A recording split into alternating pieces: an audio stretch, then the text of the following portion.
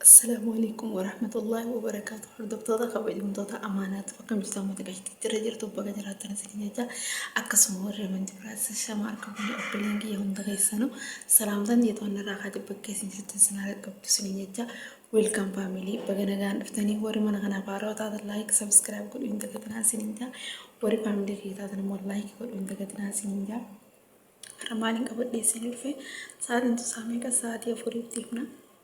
Saatana booda dalaguu fi gubbaa bu'uun jira.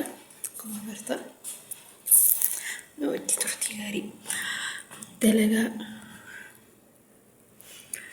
waan isaan hedduu balleessan takka. Wallaahi nan aaren jettanii fitti naare waanumaan irraa aaresaniin tolchuu deema. Na wajji turtii gaarii isiniin jaama. Okay? Amma gubbaa bu'uu jira. Ammaan jalarra bu'uu jira jechuudha. Kunoo faamilii akkuma agartan manni naan tolchuu deemu mana kana. Manni kun maktaba yaani mana quraanaa jechuudha.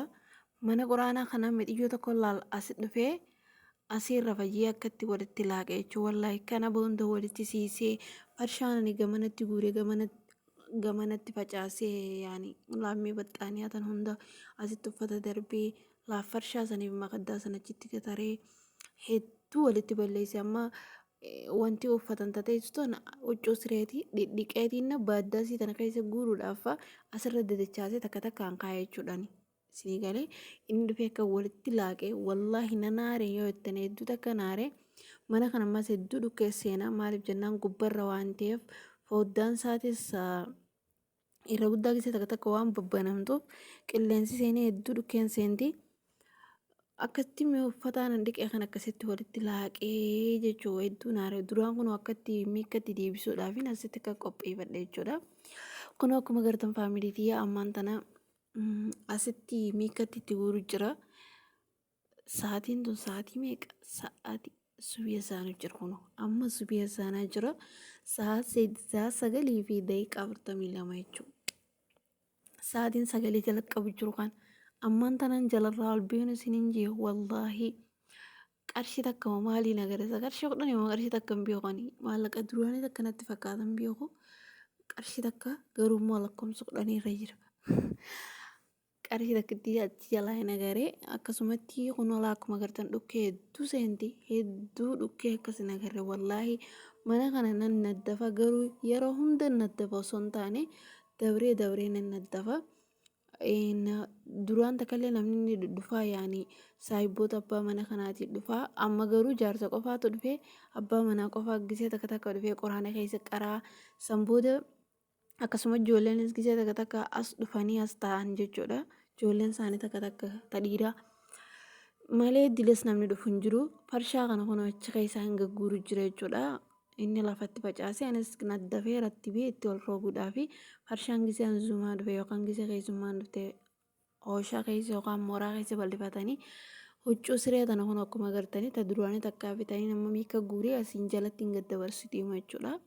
Kun akkuma agartan manni mana quraanaati isiniin jigaa'ee kitaaba abbaa manaatiitu tolcha gisee takka takka isaa tolcha gisee takka takka kan ta'a dubaraatiitu sisirreesse yaanii.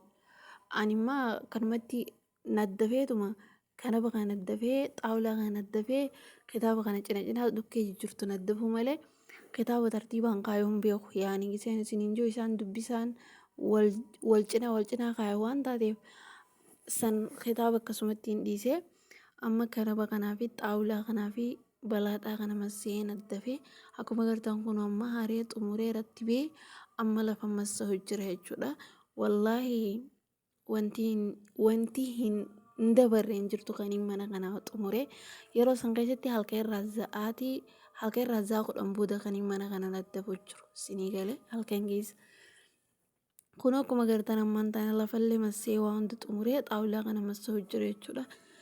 Asitti laaftoppii isaatti deebisee fi haada san doolaaba tokko keessatti deebisee akkuma agartan kunoo faamilii tiyyaa xuxxumurutti hin jira jechuudha. Laayik godhuu hin dagatinaa warri mana kanaaf haaraa taatanis sabskiraayib godhuu hin dagatinaa isiniin jaa. Asitti kunoo Wanta takka fuudhee kun akkuma agartan ammaan tana as takaakkalee hin jira. Mi faamilii amma sisirreessee hin jira dhugaa as takaakkalee xiqqashoo as takaakkalee akkuma agartan meeshaan ala kana yaa salaam dhukkee yaa rabbi. Kun akkuma agartan tun waan inni itti mas'ee farshaa amma farshaan darbagu farshaan as diibsu diima jechuudha. Asitti farshaa kana alatti irraa horgufee reefun tanallee hareen gabbaasee amman tanarraa horgufee asitti ol diibsee sanbooda farshaa eegaa farshuma ammas eegaa ammas farshuma azaana dhaguu jirtanii wallaahi azaanaa jira obsame. Faamilii azaanuu turanii amman tana azaana dhaawanii wallaahi qalbiin gabanana jirti illaa hin dhageenye. Akkasuma kun akkuma agartanii farshaatti ol deebisu jira amma farshaatti ol deebisee xumuree amma makaddaatti ol deebisu jira jechuudha. Kun akkuma agartanii makaddaa xixiqqoo reefun tanaa san asiin kaa'e jechuudha. As malee bakka ittiin biraatanii hin kaa'u hin jiru. Dhiifama faamilii ammas jidduun dhaabiin ture. Kun akkuma agartan asitti xiqqoo raahaa fudhachaa jira jechuudha. Wallaahi hedduu natti hawwee ture. Irraanfadhee mukoyyaafa hin dhawanne ture. Hedduu takka natti hawwee wallaahi baxaam ittiin siin jaa. Kun qarshii reefun tanaa as keessaan kaa'u jiraafi as keessaan kaa'u jiraaf jechuudha. Akkuma agartan kun kursiis irraa marsee ol deebisuudhaafi wanti quraanarra kaan sanas irraa marsee fi sanbooda kalaas quraanas bakka isiitti deebisee kursiis fuudhee kuteenii akkasitti kunoo xumuree jira allaqeenya. Fataa godhee fi isin hin garsiisne malee libaanatti itti qabsiisee fi akkasitti kalaas xumuree jira jechuudha. Asitti immoo kunoolaa akkana fakkaata. Nas takaakkalee aras takaakkalte jaame. Asitti uffata siree kaniin dhiqasaniin gabbisuu deema darajaa tanarra ni ulfaadha jee tokko kaniin dura kar gadi darbu kun ni ulfaata kan harkatti hin deemsan malee asitti gadi guuree kun alatti darajaa lammaffaa irratti hin gadi guuree jechuun boruunna kurfaa isaaniitti irratti buuteemaa jechuun isinii galee mee ammaaf asiin akkanumatti nas kaa'e. Namni rafu jira sa'aatii 6 booda yaani sa'aatii 5 booda sa'a 5 deeqaa 50 yeroon sanii namni rafu jira sanumaaf achitti guuree jechuudha. Kun akkuma agartan xumuree asitti bishaan fidedhee wanta xumuree jira bishaan dhuguu jira jechuudha.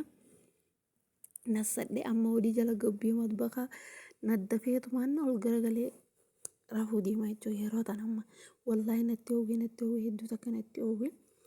Kun akkuma agartanii ammaan tana xumuree hin jira faamilii kiyya alhamdulillah alaa kulli shay.